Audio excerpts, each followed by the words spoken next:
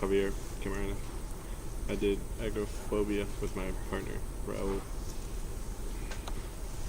Table of contents, we're going to talk about agoraphobia, diagnosis of agoraphobia, cause of agoraphobia, symptoms and treatments. Agoraphobia. It's the feeling of fear or anxiety that someone gets in a situation, just like in public transportation, like in buses, trains, open places, probably like plain lands in Oklahoma, I don't know, somewhere around there, enclosed places, so like, small places.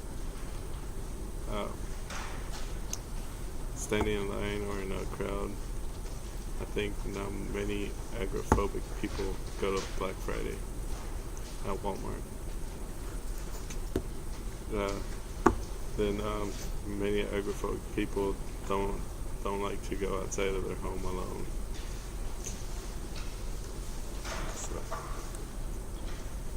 So they tend to avoid situations where their thoughts they're thinking of that it'll be too hard to escape, or help is way too far away. 1.7% of people each year get diagnosed with agoraphobia, and females are more likely to get it than males are. I don't know why.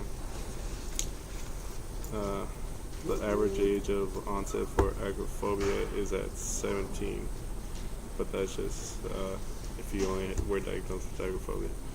If you were diagnosed with panic disorder and agoraphobia, the average age of onset is 25, 27.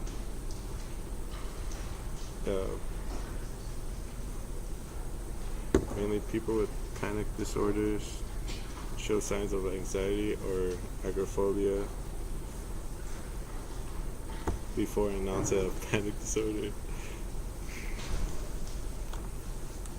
So, cause of it, there's no exact cause of agoraphobia, but I guess it's caused, there's links to saying that too much panic attacks can lead to agoraphobia, because from one panic attack you can have another panic attack of just thinking about that place you had your panic attack.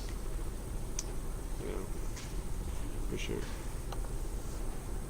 See, there's found 2 causes that could play a factor in being of agoraphobia. Environmental, so probably your early childhood, if parents get separated when you're young, or one of them passes away, even stressful events can be a factor in agoraphobia. Hereditary, I guess 61% agoraphobia people have 61% of being hereditary. I can't say that word, but yeah. I guess it's pretty strong in most. It's strong in the genetic factor of connected disorders.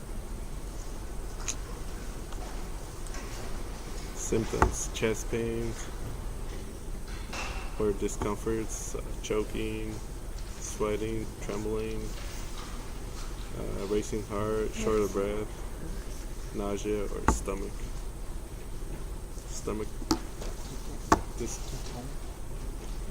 pains. Yeah. So treatments: there's medication like antidepressants, cognitive behavioral therapy, which they combine the cognitive therapy and behavioral therapy. Then there's virtual reality stimuli with cognitive behavioral therapy. Yep, that's it. So that cognitive behavioral therapy and antidepressants with virtual reality exposure of patients with agoraphobia. It's one of the articles I chose to write about. This was this study was taken in Spain. So yeah, Spain. It's pretty far away.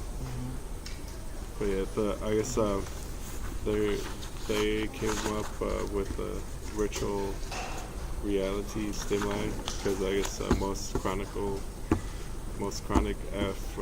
agoraphobics don't really like being exposed to exposed to the new methods of exposure to their fear, whatever they fear. So that virtual reality gives a sense of safety, confidence, and helps the agoraphobics to work on their techniques of overcoming that fear. Then during the whole study, they found out that with the virtual reality stimuli and cognitive behavioral therapy, those two and antidepressants can actually help a person overcome the fear. I guess the people were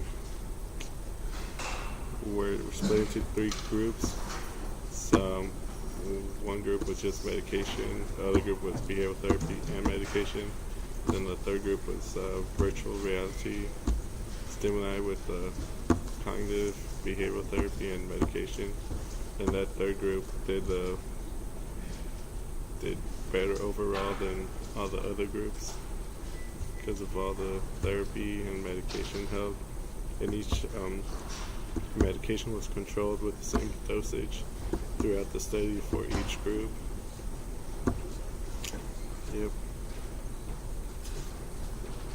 And the people were referred to this study by doctors. Then each person went through interviews. They went through a lot. They went through the international diagnostic interview, as it's a structured interview designed to assess mental disorder according to criteria established by the ICD. Then they went to the agoraphobia inventory, and that's that measures the general level of agoraphobia using 69 items structured into 2 sections. They went through the ACQ, which is agoraphobic cognitive questionnaire. They also went through the BSQ, body sensation questionnaires. There's many more interviews that they go through. Then after that, they're all done by experienced psychiatrists. With I think it's 15 years of experience and a trainer, which I think is someone like an intern for that psychiatrist. Yeah.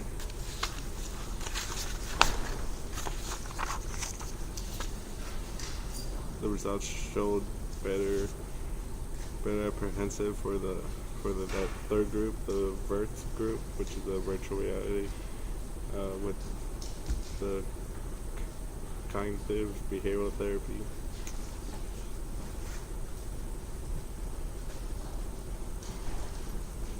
This study was done in 2007 to 2008.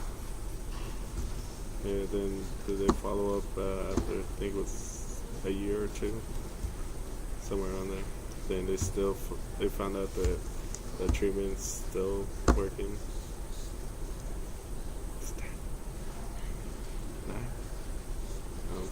Okay.